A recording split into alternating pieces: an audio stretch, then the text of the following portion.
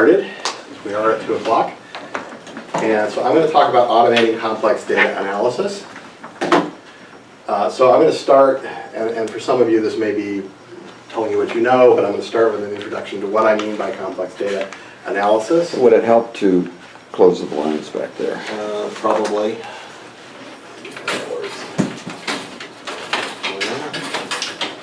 There we go. Okay.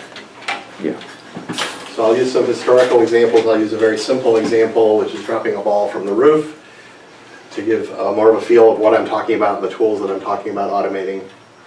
And then I will, once I've kind of gone over that, I'll explain what I mean by automation, what things are typically now being done by people that I think we might be able to make an automatic process or more automatic, so it's faster and better and cheaper.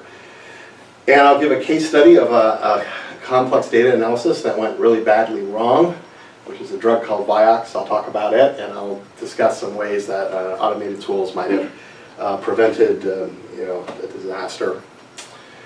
And I'll close with a general discussion of automation, where the big technical hurdles are.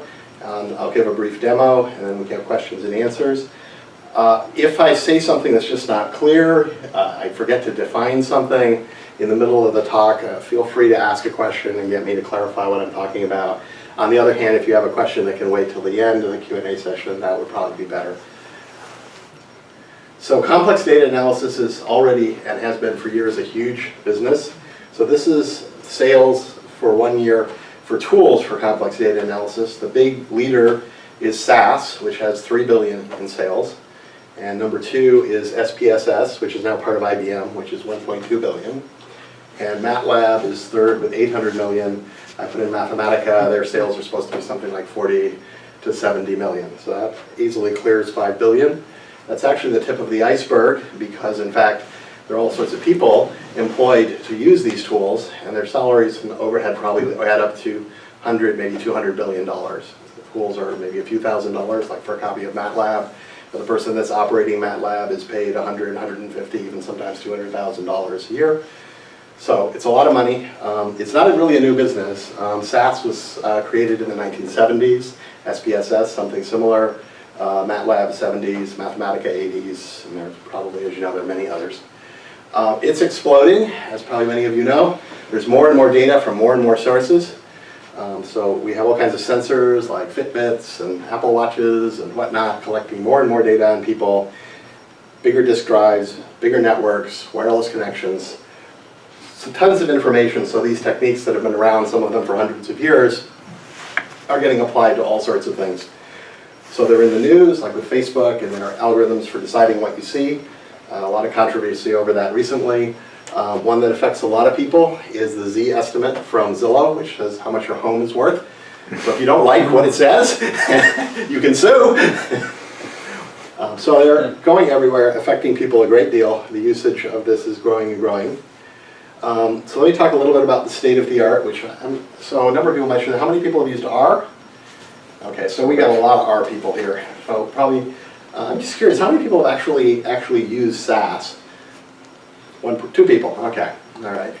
So SAS is kind of a curious thing. It's not that well known in the Silicon Valley, but it's actually very widely used, and it's very widely used in medical areas, which I'll talk about. But all of these tools are a programming language like R, and they're very technical, and they have a huge toolkit of statistical methods, statistical tasks, mathematical functions, and other capabilities. They're specialized for data analysis and other kinds of mathematical tasks. So they differ in that respect from mainstream programming languages like Visual Basic or some of the others that are out there. So they take a significant amount of learning, and you need to know a lot about statistics and other mathematical issues to use them effectively. So even though they have these huge toolkits, the people that are operating them, you have to remember, oh, in this case I do this test, or I do that. There's a lot of stuff that the human beings are doing, and I'll try to go over some of the things that people do. I'm curious, this is a graphical user interface front end to SAS called JUMP. So it allows you to do some of the things I'm going to talk about more easily than writing a program. You can just select, I want to model it as a line, thing like that. Is there something like that for R? Because I haven't seen that. No? Apparently not. Okay. I'm used to MATLAB. It does have some things, but this is actually for sort of basic analyses like linear regression or things like that. It can do these things more automatically. So there are many more, as I've mentioned, in Python and R. So what do the analysts do? So I'm going to give historical examples that predate computers, and probably many of you have done these types of things. So the first thing is sort of selecting the data and determining that the data is okay, which is typically these tools have limited ability to do this. So a historical example of this comes from the discovery of the elliptical orbit of Mars and the other planets. So this fellow on the left is Tycho Brahe, and he measured the motion of Mars in about 1600 to a very high precision.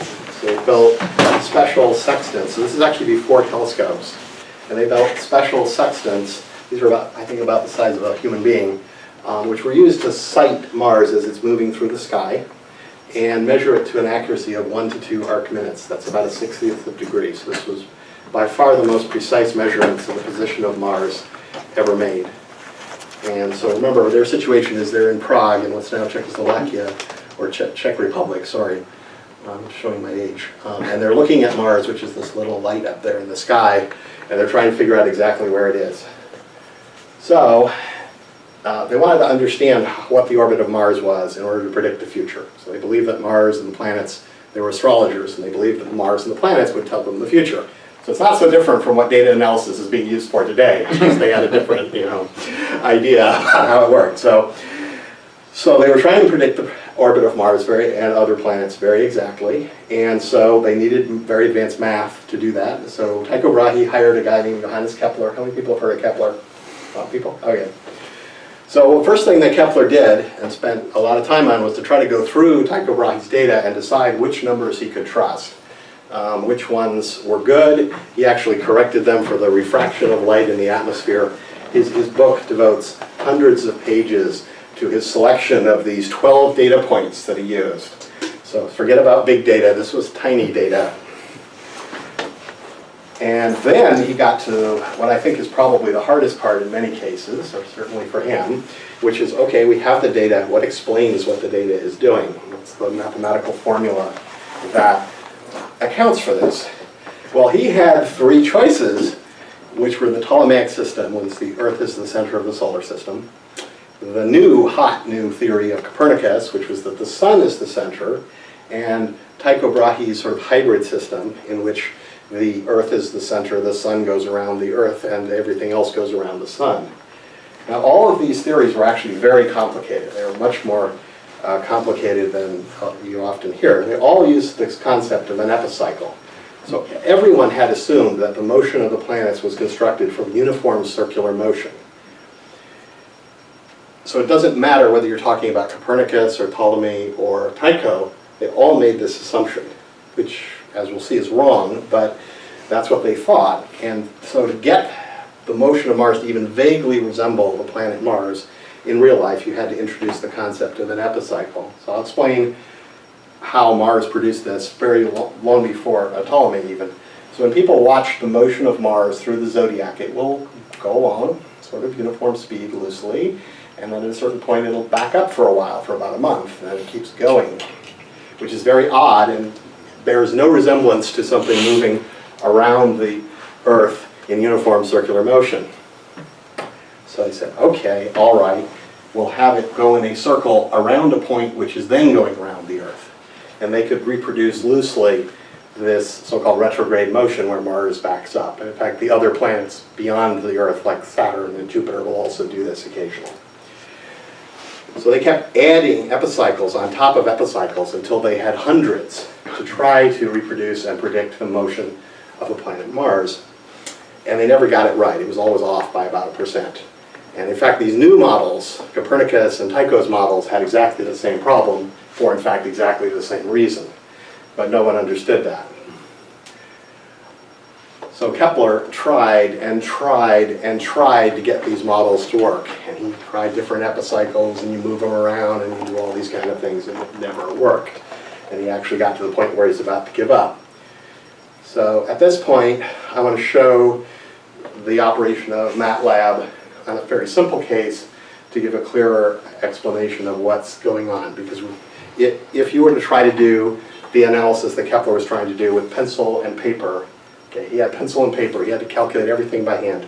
If you tried to do that analysis today with modern tools, it would be a major project. It would actually be very hard to do. So I'm not going to try to show you how you would do it with modern tools. I'm just going to show you a very simple case to illustrate the basic idea of model fitting, which I suspect many of you are familiar with, but let me go over it. So we'll think about the case of dropping a ball from the roof of a building. Now there's a story, which is not true, that Galileo dropped 2 balls off the Leaning Tower of Pisa. He never actually did that. In fact, if he had done that, the heavier ball would have hit the ground first, which would not have proved his point.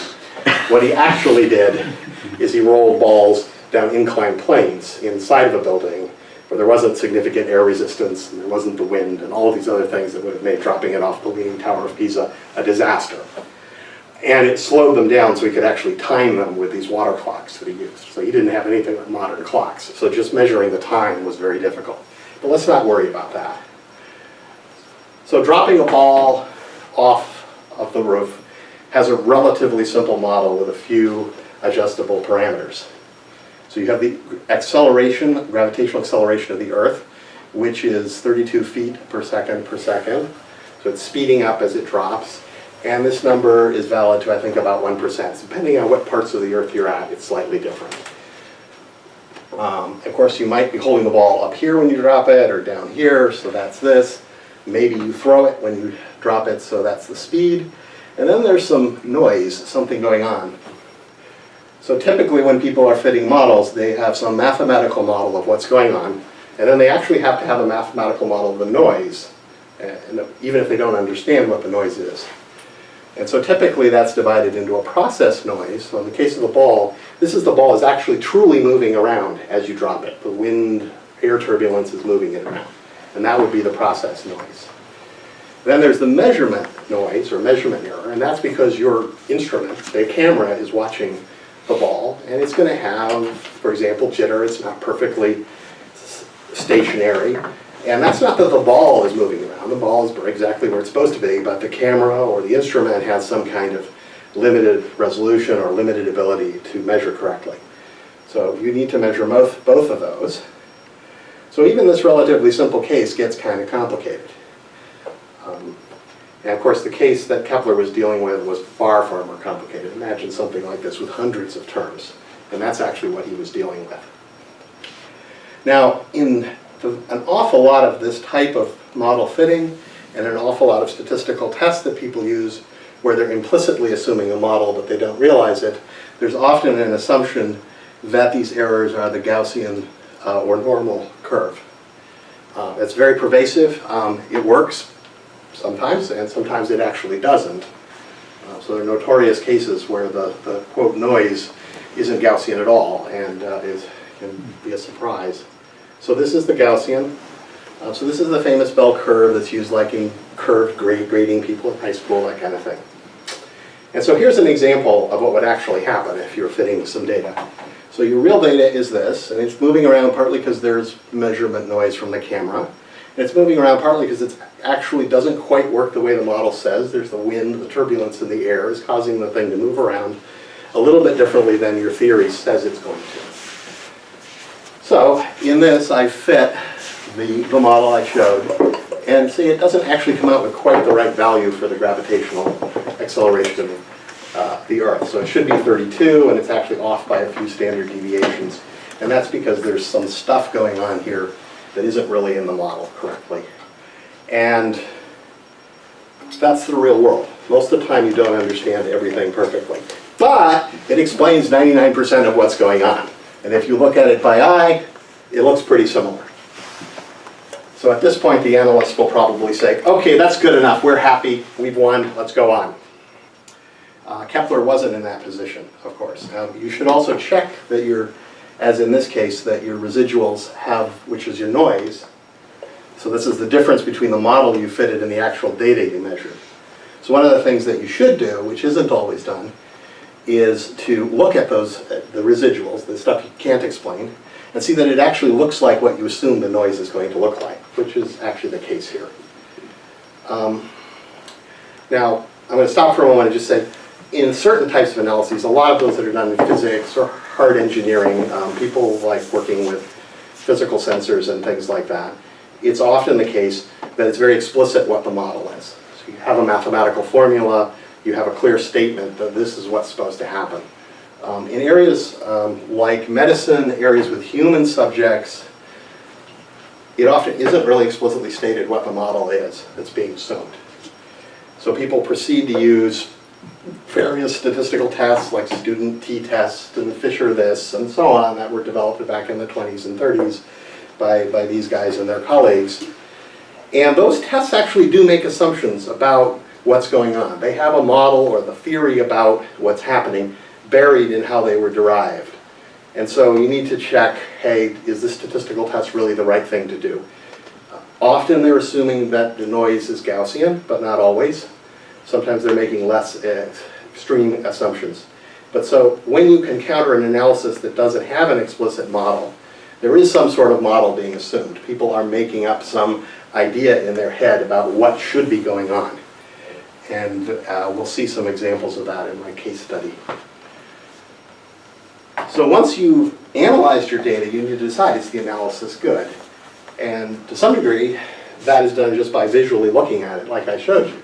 Does the graphs of the data and the model pretty much overlap? There are things like the coefficient of determination, which I showed you, the 99%, that try to estimate the percentage of what's going on, the variation that's going on is explained by your model. So if you get 99%, in a lot of cases, you probably would say, that's great, that's wonderful, let's go. There are various other goodness of fit statistics. It's a whole area. It's often something, particularly in some areas, that isn't actually done that much, that people should do. But there's also, at present, a lot of human judgment in this. And so this is one of the places where the humans, for example, wishful thinking, the human's biases, the human fallibility, just getting tired, can all result in something going wrong. So what do you do, as in this example here, the model and the data don't look very similar. This is a ball dropping in a cyclone. It's going all over the place. And the model doesn't really describe what's happening. Well, now we come to another area where the human is going to be doing something. So what do you do when your model and your data don't agree? Right? Okay, things like SAS generally don't have any automatic way of dealing with that. So humans have to go to two options. The data is wrong, right? Something was done wrong with the data. So you have to go back and look at the data and say, do I trust it? In Kepler's case, he spent like months, if not years, going through Tycho Brahe's data, and he was very happy with the data, and he thought he could trust his numbers. Or, okay, the math is wrong. Our model is wrong, right? We don't understand what's going on. So that's what Kepler did. So he, as I said, he tried all kinds of variations on the Ptolemaic system and the Copernican system and the Tycho Brahe system. He put in more epicycles. He did all kinds of stuff. He racked his brains, could not get it to work. And he was very close to giving up. I mean, he was like, I've had it, right? This just doesn't work. And he took a break. It was Easter weekend. And he went, oh, I think it's an ellipse. And so the beauty of this, the thing that he was very lucky with, is the mathematics of the ellipse had already been worked out. And in 1600, this was like super advanced math. This was like advanced number theory or group theory or something that you have to go to the library today and spend months learning. So he got this book called Conics in Latin by Apollonius of Perga. It's a 2000, at his time it was a 1600-year-old book. And pored over it and tried to figure it out. And that was the explanation. So he was very fortunate. It turned out that as complicated as people had thought the motion of Mars was, it actually had a very simple explanation. And that was that the sun was at the focus of the ellipse. And Mars was moving on this elliptical orbit, and it was moving according to a certain rule, so that, say in a month, it would sweep out a certain area. And when it was closer to the sun, for example, it would sweep out, it would go further so that it would sweep out the same area. So it turned out to have a very simple mathematical explanation for what he was seeing. So he was very fortunate. Remember, all of this in his time was done with pencil and paper. It's also important to realize this business of going out and finding new math, and a lot of this stuff is still done basically by people. It is not done with the computer. The computer can do the number crunching and all of that kind of stuff, but it can't, make this realization that the orbit is an ellipse. And that's one of the things that the humans are doing. And it's subject to human creativity. You can actually come up with different models that, quote, explain the data, like the Copernican model and the geocentric model. So what do you do if you can't find any math? It's not in the library. That is also one of the things that human beings do. So Michael Faraday, that's this fellow, in the early 1800s he did very extensive experiments in electricity and magnetism and so on. Collected a lot of data on electromagnetism, and he developed kind of a conceptual theory with pictures of what was going on, but there was no actual existing math that explained what he was seeing. So he got a mathematician, this guy, and they figured out a new set of differential equations that explained how electromagnetism worked. So this is Maxwell's equations, which was based on Faraday's data and some of Faraday's ideas. So beyond just recognizing some math we know, humans actually go out and somehow create new math to explain things that we've never seen before. We don't have any real understanding. So again, this is the type of thing that humans are doing and that the programs currently, for the most part, can't do, or they can only assist with this process. Like Mathematica, for example, some of these tools have a computer algebra system that allows you to do certain symbolic manipulations automatically. And so that helps, but it has also not proven to substitute for what Maxwell and Faraday did when they worked together in the about 1860 or so. So all of this today, instead of pencil and paper, whenever you want to do a calculation, you write code in R and MATLAB, whatever, one of these tools. But that code and that process is only a part of what the human beings are doing. So there's lots of places, and again, for humans to do things. One of the things humans do is write a final report. So this is Kepler's final report. It's 600 pages of Latin. It's almost incomprehensible. Only the introduction is comprehensible to most people. It's the only part anyone ever read. That's true of almost any report. And you also need to explain your results to non-specialists and persuade them. As you can imagine, Kepler's math was not persuasive to the people who tried to read it. So this is a notorious example of how not to explain your results to non-specialists. This is Galileo's dialogues on two systems, comparing the Copernican theory to the geocentric Ptolemaic theory. And as you know, he got in a lot of trouble for this. So he did a couple of things in it which are kind of relevant to issues that continue to occur today. So first of all, he came up with two characters. They like to have dialogues where two characters representing the 2 points of view would argue with each other. So one character was called Salviati, who was the brilliant expositor of the Copernican theory. And the other was called Simplicio, which means simpleton. It's a real put down. And so he proceeds to put the point of view of the Pope, Urban, in Simplicio and sends the book to the Pope. The other thing that many people don't realize is much of what's in this is wrong. So Galileo was confronted by his rivals and people who were critical of him, of which there were many, and they said, okay, we understand all this, but your theory seems to require that the Earth is moving. And, we stand here, it just doesn't seem like it's moving, right? Can you prove that it's moving? Think about that. How do you prove that the Earth is moving at thousands of miles per hour, standing right here? It's not easy at all, and Galileo didn't know how to prove it. So he came up with a theory that the tides in the Mediterranean were caused by sloshing motions going back and forth due to the motion of the Earth. He threw away thousands of years of experience that the tides followed the moon.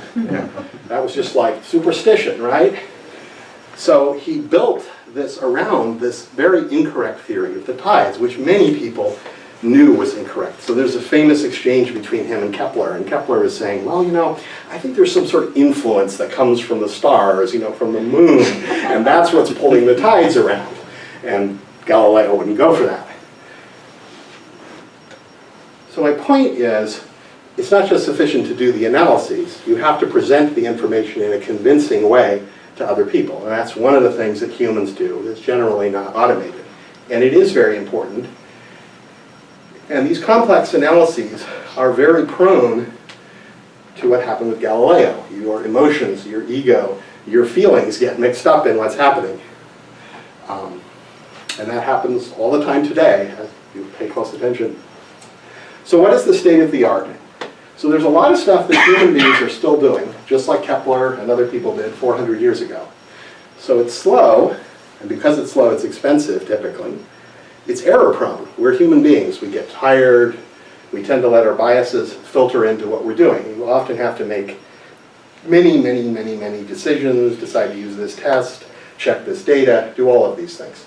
It's very easy to miss something. It's very easy for your personal biases to feed in to what you choose to do. And ultimately, it's so complicated that often, after all this work, you cannot persuade people that you're right. So what do I mean by automation? So I'm talking about a level above what we have right now. And that is something like, for example, here we have a confusing report from the FDA on the safety of a drug, which nobody can read. And I want to know, does the data in this report indicate that the drug is safe? Can I trust to take it? So instead of spending several months doing one of these analyses, I'd like to just feed it into a program, have the program go through it. That's the program, the analyst in the box. It comes out with a final report.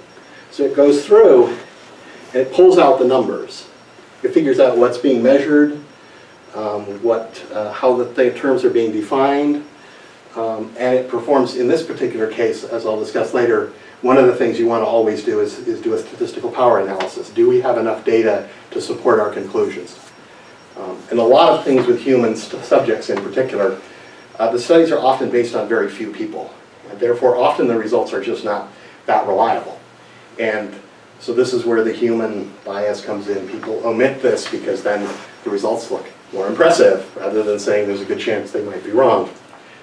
So you want this thing to just automatically, in every case, apply all the statistical tests we know that are appropriate to confirm, the numbers. And so you don't have to sit there and think, okay, should I do this one? What about that one? No, it just would do it automatically. You'd like it to be able to look at the data just like Kepler did and go, oh, yeah, that's an ellipse. Okay, we'll model it with an ellipse, we'll fit an ellipse to it, and we'll see if that works. And evaluate, does it look like it's working okay? If it's not working okay, it should at least come back to the person operating it and say, hey, it doesn't seem to work. Is your data okay? And perhaps if it has sufficient brains, if it's not working, it can go look for different mathematics that might explain what's happening. And there's some other things that I would say you'd want to have. One of the problems with many of these complex analyses is it's very difficult to be sure what was actually done. There's so many steps, so many custom scripts written, so many different things done, that often when people go back to try to reproduce them, it's like, oh, I forgot to note this down, I forgot to do this. So it'd be very nice if it produces a log that says, this is exactly what I did. I decided to use this statistical test, I called this function to do it, so you can easily understand what it did. With the current state of technology, it would be nice for it to put out a program in R, for example, that will do that analysis for you. So anyone who has R, which is free, could just go out and reproduce what you've done. So those are the type of things you'd like it to do. Now, that's a tall order, but that's the kind of thing that I feel we would like to have. So let me pause a moment. Are there any questions? Anything I went over that was... Is there anything out there that does all that now? No. Okay. As I'll mention, there are some, at least a few, there's a research prototype called Automated Statistician from a group at Cambridge and MIT that's trying to do figuring out the mathematical model step. So in other words, you look at the data and you say, well, is this a Gaussian, is this, some other Poisson distribution, whatever. So it's trying to do stuff like that. There's a company called Skytree that's a machine learning company, and they have stuff on their website. They have a sort of a wizard that's supposed to do the machine learning models, to figure out the machine learning models so people who are not trained in machine learning can supposedly produce a model. Yeah. So, yes. So I have 2 questions. Yes. This is very valuable, like in the pharmaceutical industry. I think if people can reproduce some report. But I was wondering, because in order to do all the a statistical power analysis, you need a scientific assumption for certain study, like a report. Like what's your assumption? What's your a treatment difference or whatever assumption? So the automated system, when you mentioned analytical specs at the beginning, that when you set up the analytical logic, do you include all the assumption inside? Well, that would be the intention. I'm going to talk about Vioxx, and so I'm not able to show what I'm going to say right now, a little bit less. But I think what you would like to be able to say with drugs that are approved is you can set an upper limit on the safety. I mean, if I have a clinical trial with 10,000 people, I can't say that it doesn't have a mortality rate of 1 in 100,000. I clearly don't have the statistics. And in fact, if I have a clinical trial with 10,000, I can't really be confident at the 1 in 10,000 level, for example. So I think what you would like to come out to be really clear to people is something showing these bounds and different confidence levels, so people understand that those trials may not show them, so they understand the risks. Generally, all they get, as I'll show, is we had so many people in a clinical trial, and there's no, at least it's buried, no derivation of what does that mean in terms of how confident I can be that at the safety level of the drug. So another question I have, this is very good, thank you for answering this, is, so who would be the customer to look at those, to reevaluate FDA's report, or, to evaluate the drug safety based on probably meta-analysis, a lot of analysis have been done. So I'll discuss this when I go over Vioxx, but the bottom line is there's actually, to my mind, 2 sets of customers. There are patients and doctors who should be able to independently evaluate what they're being given. True. The other set of customers would be the people at the pharmaceutical companies, the FDA. As I'll say, there's, well, let me tell the Vioxx story, and I think my point will be clearer. Okay, thank you. Okay, so this is Vioxx. Vioxx was recalled in 2004. And what Vioxx was a painkiller from Merck. And it probably killed, and take the numbers with a certain caution, but it probably killed between 20,000 and 100,000, mostly elderly users between 1999 and 2004. So what it did is it affects your blood clotting function. So unlike aspirin, for example, which actually lowers your blood clotting function and therefore actually tends to help prevent heart attacks, it in fact did the opposite. It raises the likelihood that your blood will clot. And so, especially for people at risk of heart attacks, people with a lot of high cholesterol, blood pressure, that kind of thing, it was particularly dangerous. And so from the very beginning, even before it was approved by the FDA, there were theoretical reasons to think it would affect the heart, would cause more heart attacks, basically, more strokes as well, anything that involves blood clotting. So this is a kind of notorious example of a complex data analysis that went badly awry. And so in this case, as in many cases of drugs that are approved, most doctors and patients just couldn't independently assess the FDA approval and the conflicting claims about Vioxx. So from the very beginning, there were people saying, hey, this could cause heart attacks. And especially after November of 2000, when a study came out, which actually showed more heart attacks in people taking Vioxx versus people taking naproxen, which is Aleve. And we're talking about 5 times as many people having heart attacks taking Aleve. So after that, there was much more controversy over the drug. But most doctors and patients didn't have the statistical knowledge to evaluate what they were seeing. The documents were very confusing. The key information was in the fine print, spread out across different documents and research reports. And the reality is, as I'll discuss, as you know, these analyses take a lot of time. They're a lot of work. And so doctors are busy, patients are busy. They just don't have time to check these things. So this is about half of the original documents for the FDA approval of Vioxx. So the one that people tend to see, if they bother, is the final printed label. So comes with every bottle of the drug. But there's tons of stuff here. This is like, if you printed it out, it'd be like an encyclopedia. So imagine the difficulties of independently evaluating this. Now, buried in the fine print in the original approval, if you read down to what's called the adverse reactions, and this is the least prominent section. So there's a warning section, there's a precaution section, and the least level of worry is the adverse reactions. It's kind of a grab bag for every odd thing that happened in the trials. And so buried in this is the number of patients given the drug for different durations. And this is what you in fact need to look at in these studies to determine what they can actually tell you about how safe the drug is. So there's the obvious fact if we have 10 people in a clinical trial, we can tell that it doesn't kill immediately, right? It's not arsenic, right? That's the level of safety we can establish with 10. If we are at 100, maybe we can rule out deaths at a few percent, down to a few percent level.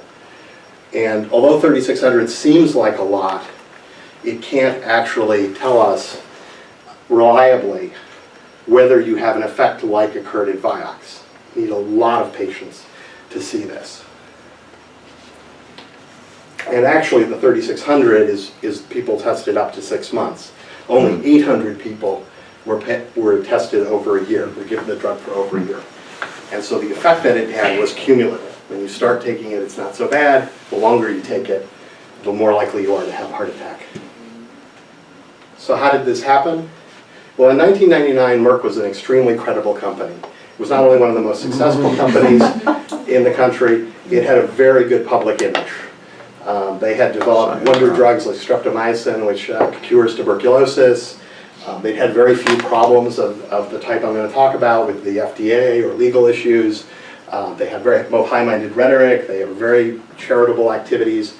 They did a lot of stuff, so they had a very good image. They weren't, people didn't see Merck and say, oh, I should be really wary here.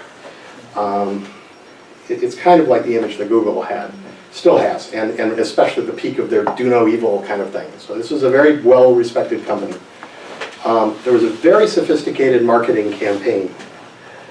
So how do you get people to pay $200 for a bottle of something that's supposed to do the same thing that aspirin, which costs us maybe $8? How do you convince people to spend that $200 for that drug? It's going to kill them not to. Right, exactly. So I don't want to say they discovered, but so when you take aspirin or other things, if you take them for a long time, many people get upset stomachs. They get stomach problems. And in some cases they bleed, and perhaps in some cases they actually die. Now, so from a study of a database of people who had arthritis at Stanford, they produced an estimate, or more accurately, certain scientists at Stanford produced an estimate that there were 16,500 deaths from aspirin and other, these are called non-steroidal anti-inflammatory drugs. So those are ibuprofen, naproxen, which is in Aleve, ibuprofen. Ibuprofen is in Motrin and Advil and so on. And there are actually quite a number of these other drugs.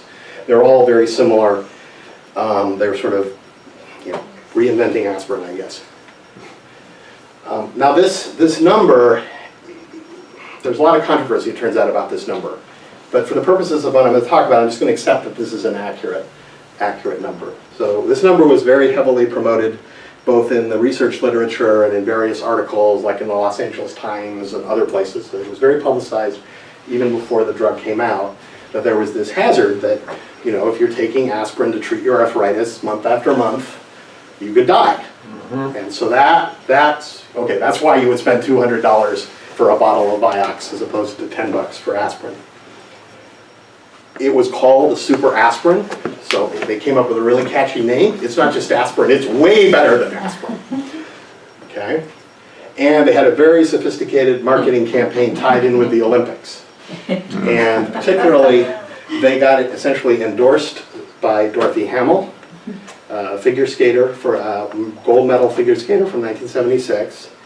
And she was very enthusiastic about the drug. So she claimed that she'd been really disabled by arthritis. So she couldn't take care of her kids. She was really struggling. She started taking the drug, and it was a miracle drug. They had commercials with her, pirouetting around on the ice and stuff. And these commercials were extremely successful. So Merck did studies, and they found that for every dollar they spent on these commercials, they would get $4 in prescriptions for Vioxx.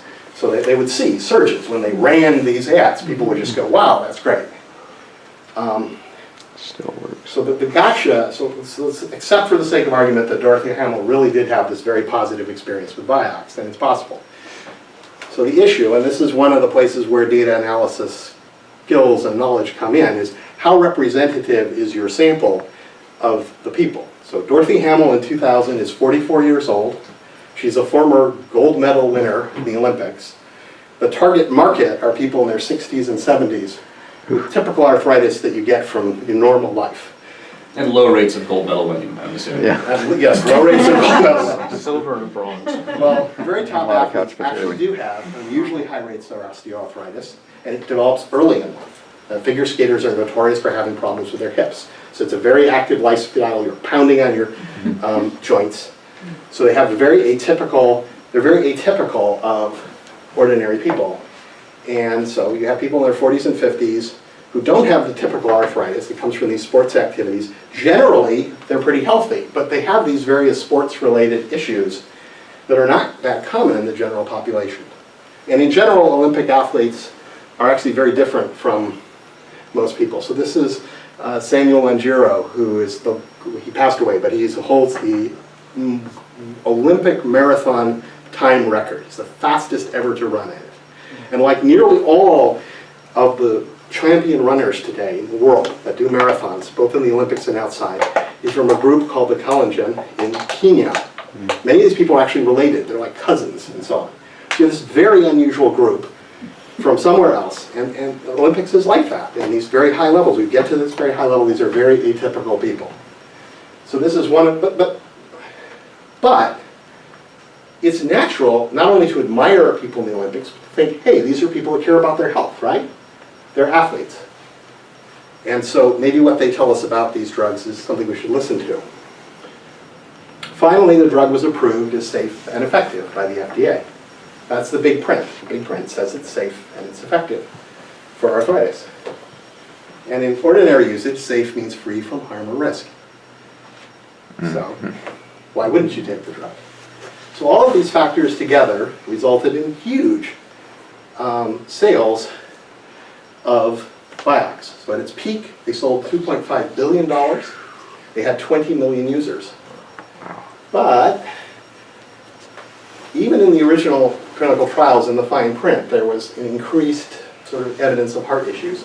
But in subsequent studies, like the Vigor study that came out in November of 2000, the subsequent studies consistently showed more heart attacks, more strokes, and more deaths in people taking Vioxx than whatever it was compared to. Which was, in the case of the Vigor study, it was naproxen, what's in Aleve, and the other studies, some of the studies were placebos, and so on. And this was against the backdrop that there were theoretical reasons to expect this drug to increase the likelihood of a heart attack. So, people cried foul. This is David Graham at the FDA, Senator Chuck Grassley. This is Eric Topol, who is a cardiologist. But it's hard to evaluate these things. For example, Eric Topol was a paid advisor to a hedge fund, which was selling Merck's stock short. Okay? Chuck Grassley, I don't know, running for president, who knows where he's coming from. David Graham is a very colorful character. If you read his resume, which is on the FDA website, he's very proud. I am personally responsible for withdrawing like 9 drugs. So, you know, he's kind of a colorful guy. There's a serious point. The tools we have, the methods we have are very time consuming and they're very costly. So conflict of interest are almost inevitable. Who can afford to do these analyses? People who have a lot of money at stake. So pharmaceutical companies like Merck, trial lawyers, there was a huge lawsuit over this, many lawsuits over this. And so some of the information we have about it actually came from analyses done by David Madigan at Columbia University. So he was employed by the trial lawyers. He's one of the few people outside of Merck and the FDA to have actually seen the raw data. So all that information I showed you on the FDA website is not the raw data from the clinical trials. Those are considered proprietary information of Merck And so they're available somewhere as data files in a SAS format. But almost nobody, outside of a few government officials, a few people at Merck, has ever seen them. So that presents a difficulty for us, or doctors, patients, many people, in evaluating these things. But it's basically inevitable with these costs. So customers often can't afford to do an independent data analysis. That's the reality. Now, this probably was a bad thing for Merck. I'm not sure they really wanted to do this. They brought in about $10 billion in total sales over this 5-year period of time. They paid out $4.85 billion in lawsuit settlements in the United States alone. They paid their lawyers somewhere between $1.5 and $2 billion. They're different numbers. They had a fine from the Department of Justice for, I think it's about $950 million. There was a lawsuit by their shareholders, that was $830 or $850 million. Advertising, PR, they have also been sued all over the world over this, so they probably lost money on this. Their stock dive bombed, their reputation got clobbered.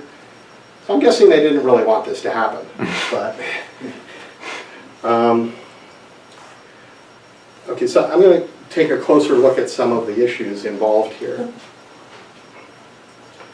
So one of the reasons that this was and is hard for anyone, including people with a lot of quantitative background, to understand is you're actually talking about pretty small odds. And on the other hand, we're talking about very large numbers. So we have 20 million people taking Vioxx.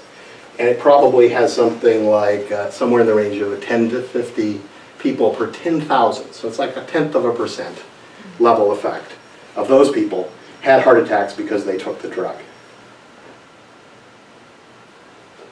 So the thing, how many people actually know someone who's been killed in a car crash? Few people, okay? It's a rare event. In 1999, the general population risk of dying in a heart attack, in 1 year, in dying in a car crash, was 1.28 in 10,000. In 1 year? In 1 year, yeah. There's 1 in 7,700. It's a bit better today. I use the numbers from 1999. But that's your risk, that just as a general number of the population, that you would die in a car accident. Now, of course, it varies depending on various factors. So some people are at more risk than others. The overall average is this number, or about this number. And that's kind of the scale in which these effects are occurring. So if you believe the 16,500 number, which was based on 42 million arthritis patients taking aspirin in the United States, then if you were taking aspirin heavily, then you had maybe a 3.8 in 10,000 chance of dying. So maybe I'd say 2 to 3 times larger than your risk of an accident in a car. And as it turned out, Vioxx was probably somewhere in this range. So maybe 10 in 10,000. So it significantly increased your risk of dying versus taking aspirin or naproxen. But these are very hard numbers to work with. I mean, it's a tiny number. How often do you deal with 1 in 10,000? And how often do you deal with 20 million? You know, it's very easy to get lost in these numbers. So that's kind of the scale of what is going on here. So many of these stages that I talked about in the analysis sort of bit people in Vioxx. So here I'm going to talk about what the patients and doctors weren't able to do, which is they really needed to look through these approval documents, through the printed label, and figure out how many people were in these clinical trials and how accurately that could tell you the safety of the drug. And that's hard. It took me a while to find it in the Vioxx label. And in fact, some of the other labels I've looked at, they're very confusing. So it's usually in there somewhere, buried in the fine print. And even if you have those numbers, then you have to know how to compute. What is that telling me? How accurately can I measure the mortality rate or the heart attack rates related to this drug? Now, in the analysis that Merck did, they did a couple of, well, I'd say one questionable thing and one bad thing. So the questionable thing was whether someone had a heart attack or not If you have a heart attack and you die, it's pretty clear, but they would say this wasn't really a heart attack. Maybe it was heartburn, it was a mild heart attack. How do you know? So they had a committee that was very aggressive, or committees that were very aggressive in saying this wasn't a heart attack. And remember, we're not talking about huge numbers of heart attacks in these studies. So the Vigor study had 4 heart attacks in the people taking naproxen and 20 in the people taking Vioxx. So that's very statistically significant, but they're still very small numbers. And it's because they're very small numbers, they have a large variation, a sampling variation, and that's why you can't really be sure from such small numbers. The other thing they did, which has been considered wrong for a long time, is they did what's called on-treatment counting of these heart attacks and deaths that occurred. What does that mean? Well, what happens, or can happen, is you're taking Vioxx, or whatever drug is being tested, and you start to feel bad. You're not a happy camper about the trial. You say, I'm out of here. I'm not going to take it anymore. I'm gone. You leave the trial. A month later, you have a heart attack. Should you count that person? And the general rule is to count that person. Why? Because who's going to leave the clinical trial? The people that are having adverse reactions to the drugs. Therefore, if you don't follow the people that are leaving the trials, you may undercount substantially these adverse effects. And again, remember, these are relatively small numbers. So if 5 people leave the study who then have a heart attack, that's versus 20. And this has been considered the wrong way to do it for a long time. The real issue is with the initial approval, which many people didn't realize, is these numbers are just not enough to know what's going on. So consider, they only had 800 people who've been given the drug for a year. So 800 turns out is not a very big number. So here I've said, okay, on the placebo, 0.1% of them on average will have 1 in 1,000, something will go wrong, have a heart attack or die. Well, okay, so it could be 0 in a trial, it could be 1, it could be 2, it could be 5. So this is the results of simulating 10,000 trials, what would happen in those trials. And this is simulating a much higher average death rate in the trial with Vioxx. And of course it goes all over the place. So in some cases, yeah, you might have 0 here and 10 here, and you'd be pretty sure in that trial that probably that drug's not okay. But on the other hand, you can just as easily have 2 or 3 or 4 people die in the placebo group, and 0, for example, die in the Vioxx group. You have very low statistics, and therefore, in fact, your probability that the trial will correctly show you what's happening is not very good. I mean, it's like 50% or something like that for 800 people. And it's not that, it's about 75%, I'll show this, for the 3,600 people. Now, you get better with more patients, but you still have this issue. It takes pretty large samples to accurately separate out these small risk levels.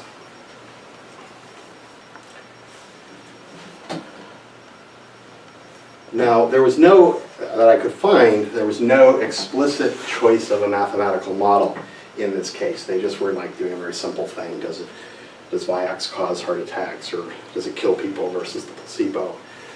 When the Vigor study came back, they had a real problem. So in November of 2000, they got the results of a long-term study comparing Vioxx to naproxen for 4,000 people. And they had 20 heart attacks in the Vioxx group, and they had 4 heart attacks in the naproxen group. And that's statistically significant. It's over a 95% confidence level. So there wasn't really a lot of debate in this particular case from this study that there was this statistically significant difference, that there seemed to be some difference. So how did they get around that? Well, they panicked for a couple of weeks, and they said, wait a minute, maybe naproxen is super cardioprotective. It's way more protective than aspirin is, because aspirin wouldn't do this. So that's why. So that's a sort of a model choice, but it was never really worked out what the consequences of it were. But that allowed them to sort of ignore the results of the Vigor study. Shouldn't the data there have been really straightforward to assess whether a lead was protected? I tend to think so. That's I don't know they didn't do this because there's literally encyclopedias full of documents here,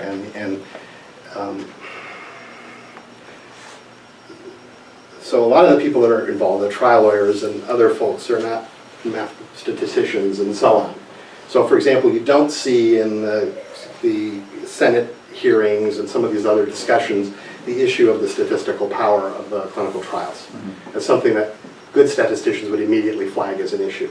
It never really was discussed in any of this. So it's entirely possible that there are detailed analyses that were done by Merck, that were done by FDA, that showed this was ridiculous, and nobody even realized it was there.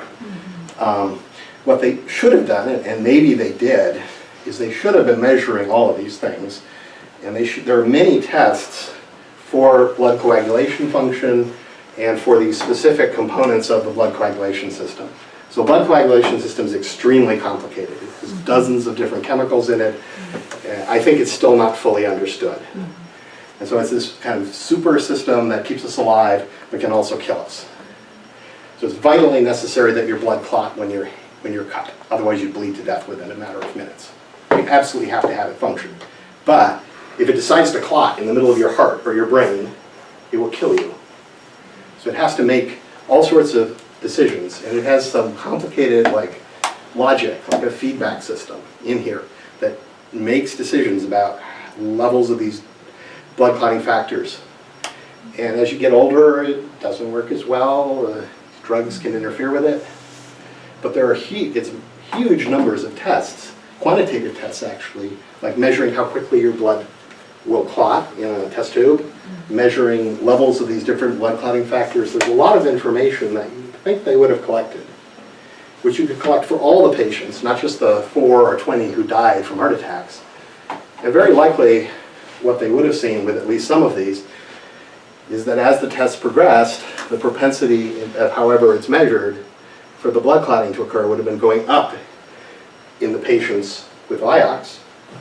And if naproxen is a super cardioprotective drug, the opposite would have been happening. You would have seen the same effect that you see in aspirin, but stronger, so less clotting.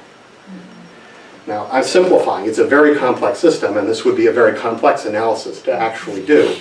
But the obvious question is, once you come up with this idea that maybe naproxen is this magic, actually has this never before documented magical property to protect against heart attacks, which is there was no research that said this was the case. There are quantitative things they could do, including just actually what is the baseline rate of heart attacks that we expect to see. Right? If naproxen is really protecting against heart attacks, then the baseline rate should be much higher than these 4 people that had heart attacks in the naproxen group. But as far as I can tell, none of this was done. It might have been done and buried somewhere and nobody realized the significance of it. But that's what you would do. That's what you would like to do. And that's actually an area where these kind of automated tools might be able to go through this complicated data and construct a model quickly.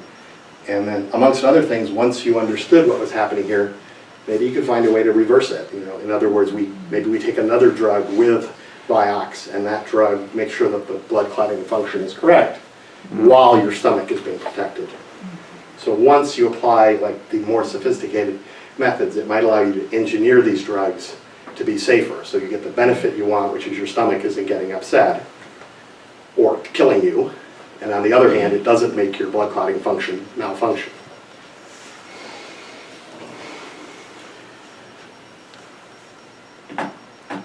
So I think most of this actually could have been prevented by a tool. Let's forget about Merck. At the level of the doctors and patients. Because the problem for the doctors and patients is this information that it really wasn't clear that this drug was safe was buried in the fine print of the label. They just didn't know how to interpret it. So a tool could go through that label, pick out the numbers of people in the clinical trials and say, wait a minute, you really can't tell if this drug is going to make you safer. It had to have, the bar here was very high. It had to beat the number from the NSAID studies, from that 16,500 number. If they can't make it better than that, why bother? Why pay $200 for a bottle of a drug that's actually not as safe? So again, you could have something that would do this. Okay, so let me pause because I'm going to go into a more general discussion of the automation of the complex data analysis. Are there any questions about VIOX or other stuff I've talked about? Yes? Was there any effort to, say, combining something like vitamin K with Vioxx or naproxen? Well, there's this bizarre thing that in one of the clinical trials, Merck decided to ask the people taking Vioxx to also take aspirin in an attempt to offset this effect. So yes, actually that was thought about. It's to me, it sort of reminds me of Galileo and the theory of the tides, that they were really selling Vioxx. They had these huge rallies for the sales force at Merck, and they'd go, you know, they were competing with Pfizer, with Celebrex, which also have these issues. And they'd have these huge rallies, and we're going to win, and we're going to, you know, they were really into this. And so there's a sense that maybe like people got carried away, and so, you know. Well, the reason I ask it is because their dietary intakes, their supplementary intakes, you know, you take arginine and it's vasodilating. You take vitamin K and it helps with blood clotting. So if people's diet is way off and they're not getting these cofactors, then they take something else that's acting in the opposite direction, then they're going to be the population, the subpopulation that's at high risk for heart blood clotting or bleeding. Okay, and so that's why I'm wondering if there was any effort to take a look at and correlating this with things like diet, subpopulation groups who might be at a higher risk because their metabolic functions are a little bit different than the rest of everybody else. Yeah, I don't know. There's tons of stuff here, so it's difficult to be sure. I mean, I suspect there's a number of things that were done by various scientists at Merck and people at Merck that haven't attracted attention. I wouldn't be surprised if they looked at that. You didn't have enough of a sample size even for the primary Well, effect. yeah, Never mind subdividing that to try to continue to detect. Well, that's why I brought up this notion of doing all these blood coagulation tests and other stuff. So instead of trying to figure out what's going on from 4 people having heart attacks and 20 people having heart attacks, you have really a large amount of data. So, and doing that would also perhaps allow you to catch this before anyone dies or is seriously injured. Because, I mean, obviously if their blood clotting function is changing significantly, there's a good chance you could pick that up and say, wait a minute, either we should stop the whole trial or these people are reacting to the drug in a way that we can't, you know, it's too risky, let's take them out of the trial, and, or whatever procedure you would follow. I guess it also brings up the other issue. If you got 20 million people on a particular drug, you'd better be doing studies that are much larger than 4,000 individuals. Yeah, I mean, I think, so you can, this is a little bit, I think you can make a case that you might want to approve a drug for this, for certain people, say that they're not doing okay with aspirin and they're in severe pain. Some people are allergic to aspirin and other drugs like it. Some people it just doesn't work for some reason.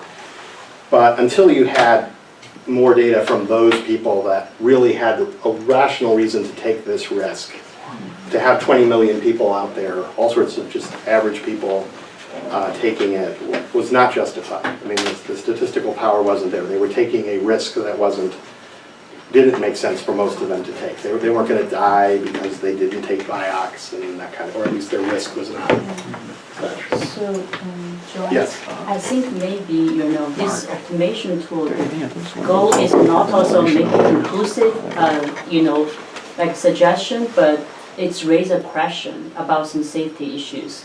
Yeah. Because, you know, I think like one of the several information you mentioned, like when they designed this study with 4,000 with this drug, I think they collected like the baseline information, like prior medical history and the clinical medication form as well.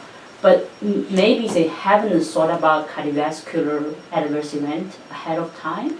So this information may not even be collected. In a sense, they cannot further assess whether those patients with prior some medical history coming cause the different ratio.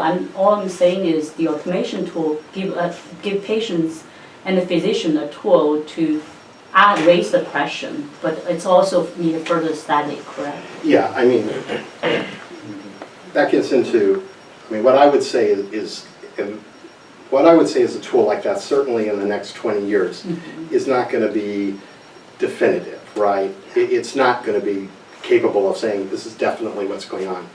All it can do is, for example, alert doctors and patients that, yeah, this drug, we can't be sure of its safety, or there's evidence of some other issue. You need to then have the medical experts and the people who have, other people look at it. So I would agree with that. I mean, it will be a long time before we have something that, or at least I think it would be a long time before we have something where we could completely remove the human from the loop, and Potential customer can even include the FDA because they have joint interest to evaluate, like if this automating tool was invented a long time ago, and they not only look at the sponsor, like a Merck's data, but if they can use the automation tool to see the question ahead of time, maybe they can urge Merck or another sponsor to do further studies just on cardiovascular heavily, Yeah, I mean, there's in this case, so reading about the build-up to the approval in 1999, a number of doctors and a number of studies had already raised this issue of it having a cardiovascular effect. So there was actually a specific theoretical reason to expect these drugs. It also applies to Celebrex, although it seems to be safer. There was a theoretical reason to expect these drugs to cause heart problems. And so there were already some level of controversy about this even before the approval occurred. So in principle, Merck should have been aware that this might be an issue and therefore should have been tracking the cardiovascular situation in the patients.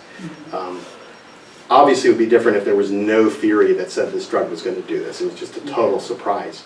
But it in fact was not a total surprise. So there's like this very complicated theory, kind of like epicycles of how these different chemicals function. And so it's known that aspirin aspirin and these drugs affect something called cyclooxygenase. And there are actually two types of cyclooxygenase, which are called COX-1 and COX-2. So all of the previous drugs affect both COX-1 and COX-2. And in addition to affecting like pain, inflammation of joints, that kind of stuff, cyclooxygenase also feeds into the blood clotting system. And so because of that, actually these drugs will tend to reduce, they act as blood thinners. They reduce the traditional ones like aspirin. But in order to try to protect the stomach, Celebrex and Vioxx are called COX-2 inhibitors, and they only target COX-2. And so it's some kind of weird balancing system. So if you hit both of them, it will lower the likelihood of blood clotting. If you hit one of them, it sort of boosts one side of this feedback loop system, and so it does exactly the opposite. It actually boosts the likelihood of coagulation. So there was a theoretical reason to think that the COX-2 inhibitors, on the one hand, because of this, they would actually reduce the effect on the stomach, because there's a differential thing. The COX-2 is somehow plugged into the way your stomach works. So if you only go after the COX-2, your stomach feels better. And that seems to be true with these drugs. I mean, all these studies also show less irritation of the stomach and that kind of stuff. But the problem is, when you're only going after COX-2, it feeds into the heart, the heart attack probability, the blood coagulation system differently. So this was all, I mean, it's a theory. I think it's not clear how well we understand the blood coagulation. So there were theoretical reasons at the very beginning to say, wait a minute, we should really pay attention to the cardiovascular, to heart attacks and strokes and the blood coagulation system with this drug. So, yes? So I'll qualify my question by saying I'm not very familiar with the pharmaceutical industry, but it seemed like at the definitional phase where they're defining who and who's not being excluded from the study, how involved were the regulators in that? Because it seems like the Merck had like a lot of autonomy in just deciding who was in and who was out of the study. That is I don't fully understand the law the impression I have is that the FDA plays a sort of reviewer role in these things. So I don't know specifically when they design a trial, but I'm guessing they're sent a design for the trial and then they go, and Lily may be able to answer this better than me. So they read through all this documentation and they say, oh, wait a minute, we don't feel comfortable with this or something like that, and then they kick it back. So it's after the review? Yeah. Actually, this is done usually in a protocol, like when Merck developed the study. Prior to that, they need have their medical doctor internally and also statistician, everyone, regulatory affairs, sit down and get a protocol, and that need to be discussed with FDA, called the pre-FDA meeting. Then FDA has a department also oversee the protocol and agree on the exclusion and inclusion criteria for the protocol, which is detailed in who will be enrolled in the trial and who cannot be enrolled in the trial. So those, so I am, a little surprised because if this already theoretically, they already know the cardiovascular, so you can somewhere, collect the data as a prior medical history, somewhere they need to collect that, or in the exclusion criteria, they should, talk about them. And the analysis plan, they should pre-specify. So all those study, like a clinical trial, they need to pre-specified and approved by FDA. It's very like a strict regulatory path that, maybe sometimes need a 1 year or 2 year discussion with FDA to set up. So it's all pre-specified. So I'm going to talk about what I see as the technical obstacles. Yes. Just one thing, just a little bit harder to see the screen. Could we push it back to the wall? Yeah, maybe. It's a rolling stand. Oh, it's a rolling stand, okay. I don't know very far to go, but it helps. Does that work? Yeah. Does that help? Yeah. At least that thick. Does anybody on the other side have a problem now? So I think actually there's a lot of things that could be automated relatively easily in the sense that there are best practices for what you should do in statistics, which tests you should run, things like that. At present, a lot of times the human being that's running an analysis in something like MATLAB or R or SAS will actually be making these decisions, but we actually have like agreed upon types of things you should do, like testing, is it a Gaussian noise, for example. A lot of times you should be checking for that. A lot of times people don't, but we know about that, and you could program that into a system to happen automatically. But there's a couple of areas which are relevant to my examples, which are beyond what I think we generally know how to do.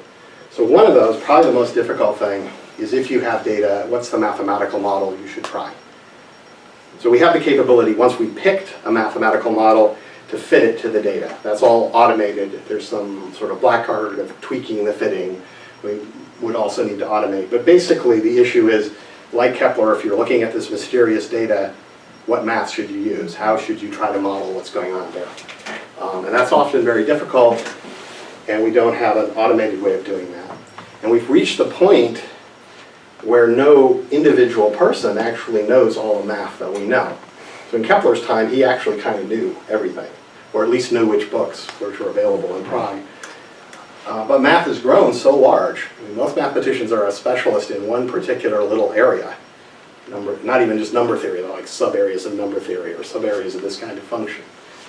So we could know the math somewhere in the world or in some book, could be the math describing what we see, but the particular analyst doesn't know what it is, and they have to figure it out. So some kind of automated system, like a pattern recognition system, to look at the data, which can be quite complicated, and say, oh yeah, this is an ellipse, for example, in Kepler's case, right? The other obstacle, which is one of the issues in trying to sort of automatically check the FDA approval documents, is it's not sufficient to have these numbers. You can find numbers in a document very quickly, but what do they mean? What's being measured? What are the units? How are they defined? How do we count heart attacks? That was actually an issue in the BAES situation. And so that's where things get confused. And so for example, this is an example of data from the Federal Reserve on unemployment. And the only information you have in the actual, like the spreadsheet, is this cryptic name up here, unrate. So what does that mean, right? So, okay, suppose your program actually can figure out that that means the unemployment rate. Okay, that's your first thing. So what is your unemployment rate? Well, unemployment rate, there are many unemployment rates. So the government has several unemployment rates. This one, the lowest one, is the one you normally hear. But there are several different definitions of unemployment. So for example, what do I do if I'm out of work, but once in a while I go mow my neighbor's lawn and get paid $5? Am I unemployed? Probably most of us would say, yeah, you're unemployed. But then, there's a gray area there, right? What if I'm working 10 hours a week and I get paid, something, right? I'm more than mowing a lawn. Where does that transition to not being unemployed? And so depending on various assumptions and who you survey to decide what unemployment is, it can go all over the place. And so this kind of stuff is literally reading through documents. And only rarely, even if you have these tables or spreadsheets that have a column header, which is supposed to tell you something about what the numbers are, it's usually not enough. You usually have to go into other documents or a footnote or something and say, what does this mean, right? So that requires essentially some level of text comprehension, of reading these documents. I would argue that many of them are sort of semi-structured. They have some sort of structure in them. So it's not as difficult as trying to read an arbitrary book or an arbitrary novel. They're typically research reports, or they have some preconceived structure that helps you figure out what's going on, but it can still be very unclear. So for example, there's lots of different ways of giving the number of people in a clinical trial. There are different ways of phrasing it. And so different printed labels from the FDA have different phrasings. Some are pretty easy just to pick out, which I'll show in my demo, but some are really confusing. So it's like they say something here about the clinical trial, and then the next sentence after that actually gives the numbers, and it's using a pronoun or something to refer back to the previous sentence, and that's difficult to automate. So I see those as kind of the two big technical obstacles to automating these tasks. We have actually lots of examples where specific numbers and their meaning is being pulled out of emails, for example. So this is Apple Mail, so recognizing that, hey, somebody has asked me to attend a meeting. And they can pick out your contact, like your address. This is a new contact, I've never seen this before. Do you want to put this person in your address book? That kind of thing we're doing all the time. So it can be done, but it's difficult. And we're just learning how to do it. I've never really seen something that does what I have in mind. I know of two sort of products or projects that sound like they're trying to do along the lines of what I described. One is the automatic statistician, so you can look this up on Google or whatever. And this is their YouTube videos by the researchers and stuff. And so what they seem to be doing is the automatic recognition of the math. So they look at the data and they say, what kind of distribution is it? Is it a Gaussian? Is it whatever? And then I mentioned Skytree. And their stuff is kind of vaguer, and I haven't actually. They sell to like big companies, so it's like $20,000 to get their product and try it out, so I'm not going to do that. So my conclusion is that if we automate the complex data analysis process, we can save time, we can save money, we can save lives in the case of medical applications and some other applications. I didn't go into this much, but I think we can increase the persuasiveness of the results by coming up with very well-structured reports, good pictures and graphics to show what's been figured out. If these tools are transparent and people can really look at them and feel that they trust them, then I think they will avoid some of the issues of people's personalities and egos. If we have them in a way that allows people to trust that this thing is not coming in with a bias, it's been tested on data in ways that allow us to be comfortable with it. And that may be more persuasive than a lot of these things. And it can, as I said, I feel something like this would have been very useful for doctors and patients in the BIOX case. And it would allow them to, because they just don't have the time, even if you have the expertise, these analyses are so time consuming. So the ability to check these documents, not rely on someone who has some unknown or maybe they have a conflict of interest, but you could actually look at it and get this information would be very helpful. Okay, so what would I like to hear from you? I would like to hear from you your problems, the big problems in data analysis that you'd like to see automated, and why. So, yes. You've already heard from me. Yes, I did hear from you, so. And now for the dangerous part of the presentation. So, How dangerous? well, it's dangerous for me, and no, it's not going to kill you. It's just going to make you look embarrassed. I want confidence intervals. Yeah. Okay, there we go. So, yeah, I'm just going to, actually, it should work. Okay. Okay. There we go. Okay. So this is a prototype, and what I'm going to do is, all right. So, okay, so here we go. Okay, show the whole thing. So this is not actually the. I will show it on some actual labels from the FDA. The Vioxx label was done a long time ago, and it's a bitmapped image, so it's not possible to read it. So what I did is I took this relevant section out of the FDA label, put that in a PDF file, and then I will run the analysis. But it's not a very good test of the issues. So it goes through the file and it tries to locate the passages that refer to the clinical trial. And the actual numbers, and there's usually information on duration and stuff like that.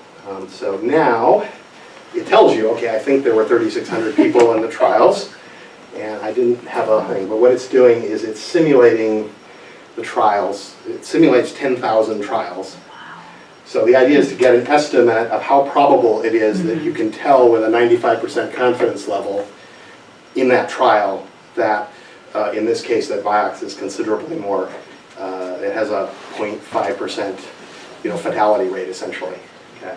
Now remember, it's only 3,600 people, so we're talking about these very small numbers, and that's why to me, I think it's a little counterintuitive. I think you would at first think that's enough people to tell. But in fact, because of these variations in the numbers that you get with these very small numbers, it can't very reliably tell you that, hey, Vioxx is dangerous. Many of the trials would actually have failed to show you a problem. So, almost there. Fingers crossed. Okay, so here it gives you a little report. It says, warning, there is only a 73.95% chance that the clinical trial would detect this fairly high level of deaths, actually, from this drug. So it's warning you, hey, this isn't really enough numbers. And then it should, now, obviously I would like this to be clearer than what I'm showing, but this shows the number of trials with a certain number of deaths. And so as I showed before, sometimes, you'll get like 40 people killed in the placebo, and you'll get, 35 or 30 killed in the Vioxx, even though Vioxx is much more dangerous. Yeah. And so that turns out to be about 1 in 4 of these studies will not show the danger at a statistically significant level. So for example, in the story of Vioxx, almost every study that was done with Vioxx actually showed more deaths with Vioxx. But it was a small number, so they were all to say, oh, it's not statistically significant. Why worry about it? Which is, okay, so, okay, so this is, let's see if this, let's see if that works. Okay, I'm not, What language is this written in? this is Python. Oh, it's a Python language. Yeah, let me see, I may have goofed up here. Yeah. Sorry, I just put this together, so we're living with, let's see, here we go, okay. Okay. So using, like, say, a Monte Carlo simulation. Yeah, it's a Monte Carlo simulation. Now, I come from a particle physics background. Particle physicists do Monte Carlo simulations of everything. So that's the way I approach this problem. But there are actually, like from Fisher and Student and people like that, there are actually ways to calculate these confidence levels directly from the numbers.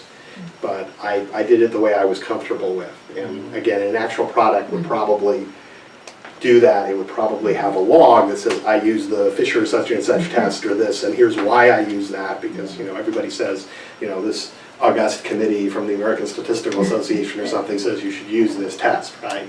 That's the way you would do it. But so this goes through, and this is an actual FDA approval label.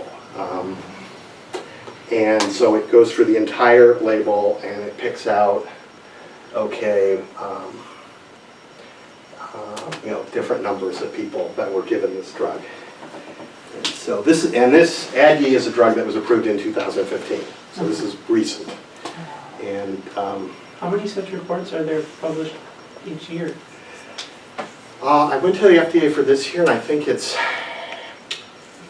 at least 17. It's something in that range, like 20 or 30 drugs have been approved this year. So every drug that's approved, if you poke around hard enough on the FDA website, you'll find huge amounts of documentation, including these final printed labels. Yeah. And so very rarely does anybody look at anything but this printed label. And in fact, very rarely do people look at the printed label either. So, but Venture capital love to look at those. Uh-huh. They, whenever, actually, even in the intermittent study Yeah. report, yeah. oh yeah, it's doing it. Oh, Okay, it's this doing is running the simulation.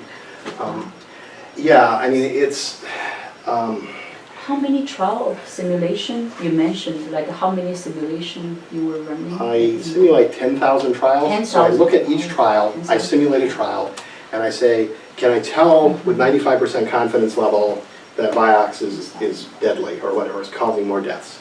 And so, you know, 75% of the time it would have told you, but a quarter of the time it wouldn't, right? That's not really a high level of confidence. So the ADGI actually didn't have as big a number as Vioxx used. So again, it's maybe 65% chance it would pick up a problem. And this is actually a pretty high level. I mean, if you had a lower level, it wouldn't be as good actually. So, so ADGI is a controversial drug, so that's why Wow. I look at it. So, let me do one other thing, just to show you the label. So the language on the labels is pretty standard. From a parsing point of view, okay, so this is the ADGI label that I was scanning through. So these go on and on and on. And they do have a What can standard show you is down at the structure, bottom. but there's a lot of variation in how things are, let me see if, I'm not sure. Clinical trials, here we go. Okay, so this was, in this particular one, these numbers were buried in clinical trials experience. So if you go through a lot of these numbers tend to jump around where they are. A lot of times they're there in that adverse reaction section, but they can also be in other places, and they are phrased in different ways, which makes it challenging to come up with something that can consistently go through the labels and pick out the numbers correctly. But it's usually buried in there somewhere, but again, it doesn't give you like a statistical power calculation. It doesn't really tell you what it means. So again, the typical doctor, the typical patient, if they even bother to go through this document, they have no idea what they're looking at is essentially the problem. What they really tend to look at is this thing. So this is a black box warning. So the FDA will insist that this be put on drugs that they have a really serious health issue. I think one of these was eventually put on Vioxx near the end of the controversy. I mean, it was updated several times. But, so this they will typically notice because it's there to really tell you, be careful with this drug. When Vioxx was marketed, Merck actually did marketing studies to determine the effects of whether these cardiovascular problems were mentioned in the adverse reaction section, which has almost no effect on the sales, or the precaution section would go down a little bit, or the warning section would go down like $1 billion a year, they thought. So it depends on where it's put. But again, the people, probably realistically, a few doctors and patients will sort of scan through this looking for maybe a red flag or something, which to them is something like this. It's not some obscure number that says there were only 1,000 people in the study and we only tested it for 6 weeks and we suggest you take it for the rest of your life. That doesn't necessarily connect with people. So I wanted to show one other thing, which is not the label scanning, but let me, okay. All right, so the other thing that I was talking about is, okay, can we recognize that the data is a certain type of function? And for simple functions, that's certainly doable. So this is, see, it looks at it, says, aha, this looks like a line, so I'll fit a line to the data, voila. Okay, and then here's a little more, maybe the same kind of thing, but with some real data. And open. Okay, so okay, so this is the Consumer Price Index data from the Federal Reserve. So it's isn't actually a line, but it looks a lot like a line. And so you can see why it made that decision, even though it isn't really a line. So your software, John, is visualizing the data points and plotting them? It does sort of shape recognition to try to say this data looks like a line or a Gaussian or something like that. And then there's standard fitting curve fitting functions in, it's technically an extension to Python. How many people are familiar with NumPy, SciPy? Yeah, lots of people. So it's doing a fit with the fitting functions in NumPy and SciPy. So what are the axes here? What are the units on these? This is years, date. And this is sort of a measure of the overall price level. So Aggregate CPI. yeah, Price index. yeah. I mean, it's a weighted average of prices of things like rent and the price of milk and other And things. it's cumulative, so that's why you're seeing it. Yeah, Low inflation 50 and 60. yeah. And so just to show that it can't do everything. But this is actually one of the things it should do. And so one of the things it should do is also realize it doesn't know what something is. Let me see. Okay. Here we go. So I showed unemployment before. And unemployment is, okay, see? It couldn't figure out what it was. And it shows you the data. So it doesn't know a mathematical function that describes the unemployment rate. So that's one of the things it needs to be able to do is say, I don't know what this is, right? Yeah. And let me do just one more, and then I'll close. If it was over 100 years. Let me go here. X-axis. And let's see, okay. Give me enough data and I can answer any question. And this looks a lot like the Cauchy-Lorentz. And sure enough, it fits the Cauchy-Lorentz.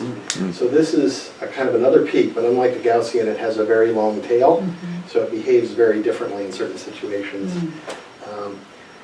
So, of course, to do this in the real would require it to possess a much larger library of functions and mathematical objects that it knows about that is in this prototype.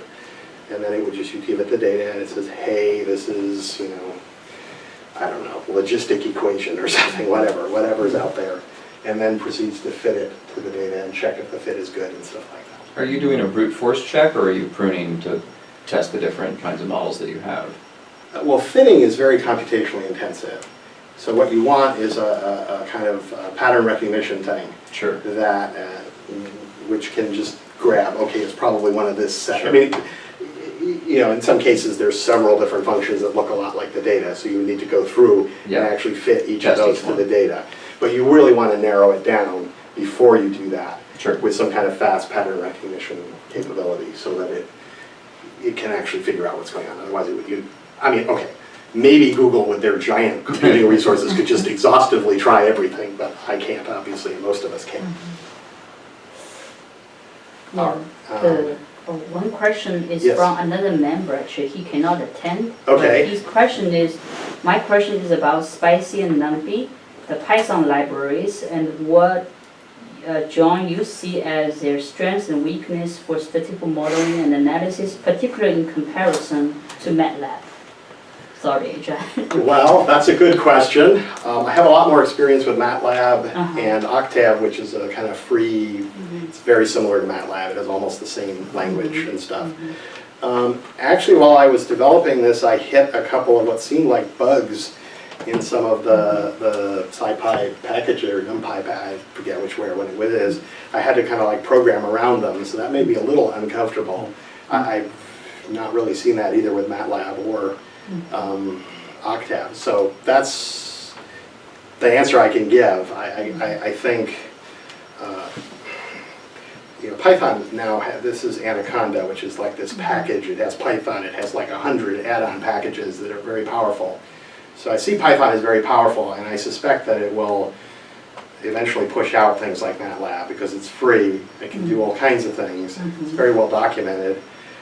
But again, I encountered some glitches putting this together that I would not have encountered, I think, in MATLAB. So maybe it still has some time, some further refinements need to be done to be competitive with MATLAB or with SAS. I mean, for example, those glitches are just annoying for demo.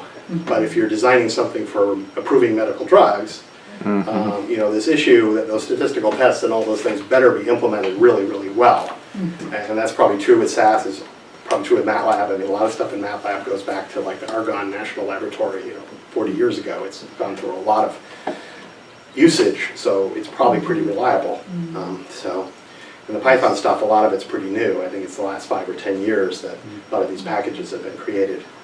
But if we're talking about statistics, should the comparison really be with R as the best? I would say so, by yes. far? Yeah, I would say. And I would say there's a huge advantage to going open source there because you find a glitch, you can actually potentially get it fixed, and you don't MATLAB may say, yeah, we're not going to support that. At any point, a proprietary software provider can say, we're going to stop doing this, or we're going to not be interested in optimizing unless you fork over another 20 grand or whatever it is. In my description of what I had in mind, I would like it to produce, for example, an R program, that you just run that R program and it does the analysis that it decided to do. And that way anyone can look at it. And R is free, and it's very well, it's been around for a lot longer than these Python things. So it's generally considered to have more features and so on. So you would take that and anyone could verify your analysis. They might not have your tool, but they could go through and see what it's doing step by step. Although when it comes to reading documents, would you say Python is better than R? I haven't used R for reading documents, so I can't say. My guess would be probably yes. That's my Yes. impression. Yeah. R is, well, I've barely used R. I've used a few Oh, I see. Okay. things, so it's hard for me to say. My impression, maybe all those of you who've used R can correct me, my impression is it's really focused on these statistical applications. Right. It likes clean data. Right. Yeah. I love our library data. Yeah. What did you use for the natural language processing and text You say processing? Python. stuff? I was using Python. Like regular expressions or NLTK or Uh, anything in particular? I was using regular expressions. Again, like I said, there's a lot of ways that even this simple thing of how many people were in the clinical trials can be phrased. So there's an issue there in terms of being able to reliably pull that information out.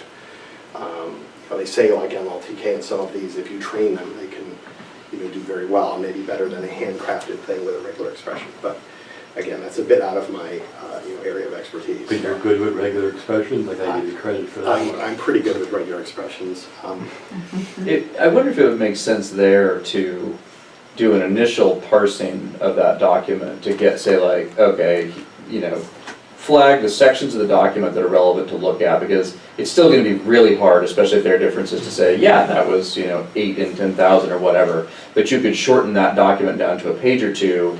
That then you have a little bit of human interaction to say, no, not relevant. Then you actually feed it into your model. The model that I thought of would be kind of like TurboTax, where it does a lot of stuff for you automatically, but it will occasionally say, do you want to use this deduction or that one? Same type of thing. It would go through and say, like you said, here's this passage, here's what I think it means, what do you think? And then we go forward from there. Curious, what PDF parsing library do you use, or? Well, actually, there's a command that can translate PDF to text. It pulls the text out. And so then I read the text into Python and I use regular expressions and other parsing stuff to actually figure out what's going on. So, something that occurred to me, this is from maybe a week or two, very recently there was an article, it was a meta-analysis of papers looking at basal metabolic rate. Okay. And there's thousands of papers out there on this, and I guess 7 or 8 different models that people have used to estimate what basal metabolic rate is, or I forget the other one. They're 2 different resting metabolic rate. They're really similar. Okay. And somebody used, they parsed this down manually into this set. They fed it all into a machine learning algorithm to try to come up with a new, kind of a new model. And you look at the differential between what they developed and what the other, 7 or so are. These have things, inputs like, resting, heart rate and, height and weight and stuff like that. Okay. And the machine learning algorithm was notably better than any of the previous versions, Okay. both with error rate and with outliers. Okay. And I, just glancing at it, what was obvious was it was testing a lot of different kinds of things. So rather than saying like, oh, well, let's test a linear relationship here and a logarithmic relationship against this, you could do that as well as saying, well, here's a ceiling or a floor or whatever else, and test the 100 different things you might test on a given variable in conjunction with others. So like your pattern recognition, you might, for something complex like that, you might say, well, this is actually a Gaussian plus this chi-square or something else. Yeah. The machine learning algorithm can kind of deal with that and parse those things apart. Here's a sine curve on top of that function, Yeah. and pull those things out in a way that is not practical for a human to do. Yeah. Anyway, it's pretty interesting what they were able to accomplish with that. Yeah, it's a definite possibility that you could apply the machine learning or deep learning to this stage of looking at the data and saying, I think it's this function. Yeah. Many of the problems we deal with now, it's a composition of several functions that have been folded into one another, and it's very hard to pull out what's going on. Probably even harder than what Kepler did. Yeah. So again, maybe some machine learning or deep learning thing might be able to do that even better than a human, at least. And you could build some sort of heuristics so that you could say, oh yeah, along with your image recognition, you could kind of say, okay, let's delete this, let's extract this function or adjust it for that, and now see what we have. Is there something else that's kind of a multi-level kind of pattern recognition that would allow you to do that, to extract a couple of functions?